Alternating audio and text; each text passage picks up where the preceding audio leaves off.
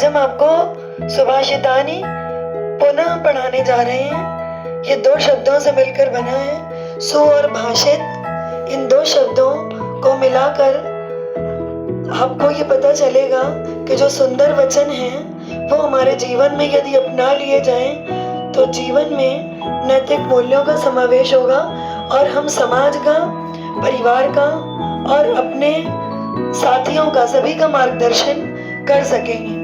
प्रस्तुत पाठ में सूक्ति मंजरी, नीति शतकम, मनुस्मृति, शिशुपाल वधम, पंचतंत्रम, इन किताबों से रोचक और विचारपरक श्लोकों को संग्रहित किया गया है। प्रथम श्लोक, गुणा गुणज्ञेषु गुणा भवन्ति, ते निर्गुणं प्राप्य भवन्ति दोषाः, सुस्वादुतो याः प्रभवन्ति नद्यः, समुद्रमासाद्य भवन्ति अपेयाः। गुण गुणवानों में जाकर गुण स्वरूप हो जाते हैं और यदि वही गुण किसी दोष युक्त व्यक्ति के पास जाए तो वो दोष बन जाते हैं। भाव यह है कि गुणों के समूह में एक दोष नहीं दिखता और दोष के समूह में एक गुण गायब हो जाता है। जिस प्रकार से नदियां स्वादिष्ट जल लेकर उत्पन्न होती हैं और समुद्र में मिलने पर उनका जल पीने योग्य नहीं रहता। दूसरा श्लोक, साहित्य संगीत कला विहीन, साक्षात् पशु पुच्छ विषाणहीन, तृणं न खादन्नपि जीवमानः, तद्भाग देयं परमं पशूनाम्। इस श्लोक में यह बताया गया है कि मनुष्य का जीवन पशु से भिन्न है। यदि उसके जीवन में साहित्य, संगीत और कला के प्रति रुचि नहीं है तो उसका जीवन पशु से भी नीचे की ओर है। पशु के पूंछ और सींग होते हैं किंतु मनुष्य आकार में तो मनुष्य की तरह है। वो भोजन नहीं करता है, तृण के रूप में भोजन नहीं करता है, भोजन करता है विभिन्न प्रकार के 56 भोग खाता है मनुष्य। पशु सींग और पूंछ के साथ है तो वो खाता पीता है, अपना जीवन बिताता है, लेकिन मनुष्य मस्तिष्क के कारण पशु से भिन्न है। लेकिन यदि मनुष्य ने इन चीजों के प्रति अपनी रुचि नहीं रखी तो वो पशु से भी गया बीता है।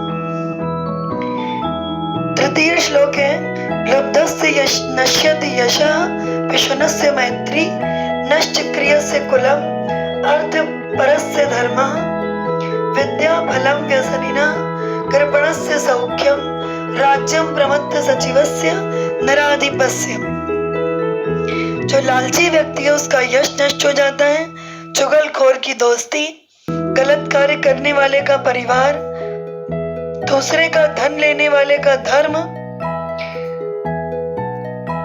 विद्या का परिणाम, जो गलत कार्य करते हैं, जिनकी बुरी आदतें हैं, उनका विद्या का परिणाम नष्ट हो जाता है, कंजूस से मित्रता, और ऐसा राजा जिसका मंत्री सही सलाह न दे वो राज्य भी नष्ट हो जाता है।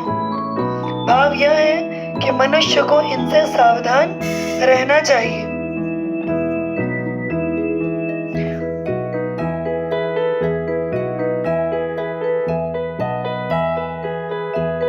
चतुर्थ श्लोक है, पीत्वा रसं तु कटुकं मधुरं समानं, माधुर्यमेव जनयेत मधुमक्षिकासौ, सन्तस्तथैव सम सज्जन दुर्जनानां, श्रुत्वा वचः मधुर सूक्त रसम सृजन्ति।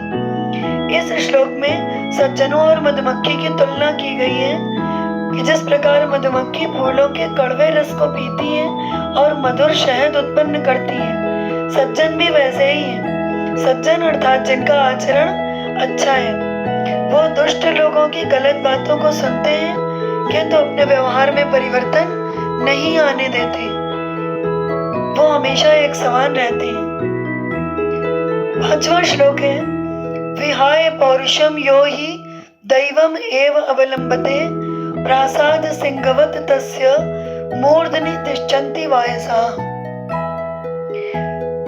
इस श्लोक में मेहनत का महत्व बताया गया है कि जो आलसी होते हैं वो हमेशा भाग्य भाग्य चिल्लाते हैं, जैसा कि रामचरितमानस में भी कहा गया है कि दैव दैव आलसी पुकारा, कि जो आलसी हैं वो दैव दैव चिल्लाते हैं और जो मेहनत करते हैं वही जीवन में सफल होते हैं। तो जिस प्रकार किसी बिल्डिंग के ऊपर आपने देखा होगा शेर बने हैं और उसके ऊपर कौवे बैठ रहे हैं, तो ये जो आलसी लोग होते हैं वो वैसे ही शेर हैं और उनके सिर पे कौवे बैठते हैं, अर्थात उनको कोई महत्व नहीं देता। जैसे कौवा बोलता है तो कोई महत्व नहीं देता और कोयल बोलती है तो सबको अच्छा लगता है। तो उसी प्रकार जो आलसी मनुष्य हैं वो कौवे जैसे हैं, उनके जीवन का समाज में कोई महत्व नहीं है। सब लोग यही बोलेंगे कि ये तो कौवे की तरह हैं, इनके जीवन का कोई महत्व नहीं है। षष्ठ श्लोके पुष्प पत्र फलच्छायाम मूलवल्कल दारुभी धन्यामयी रुहा येषाम विमुख यान्ति नार्तिनाम। पेड़ों की महत्ता बताई गई है कि पेड़ हमें फूल, पत्ते, फल, छाया, जड़, पेड़ों से बने पत्ते और लकड़ियां सब देते हैं। तो ये वृक्ष धन्य है और यदि हम इनसे विमुख हो जाते हैं तो हमारा जीवन महत्वहीन है।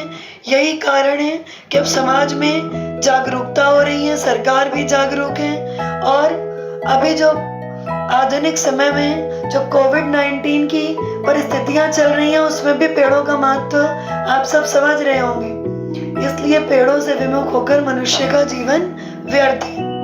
सप्तम श्लोक है चिंतनीया ही विपदाम आदावेव प्रतिक्रिया न कूप खननम युक्तम प्रदीप्ते वन्निना गृहे। इस श्लोक में ये बताया गया है कि कोई भी मुसीबत आए तो मुसीबत आने पर विचार करना व्यर्थ है। मुसीबत आए तो उसके पहले ही उसके दोनों पहलू पर विचार करना चाहिए, अर्थात परिणाम पर विचार कर लेना चाहिए। आग लग गई और तब कुआं खोदेंगे तो आग सब कुछ जला देगी। कुआं खोदना तब फायदेमंद है जब आग न लगी हो और आप पानी की व्यवस्था कर लें। बिल्डिंग्स में फायर एक्सटिंग्विशर क्यों लगाए जाते हैं? कि अगर आग लगी तो हम इसका प्रयोग करेंगे। इसलिए मनुष्य को चाहिए कि मुसीबत आने के पहले ही उसके प्रत्येक पहलू पर विचार करे। साधुवाद।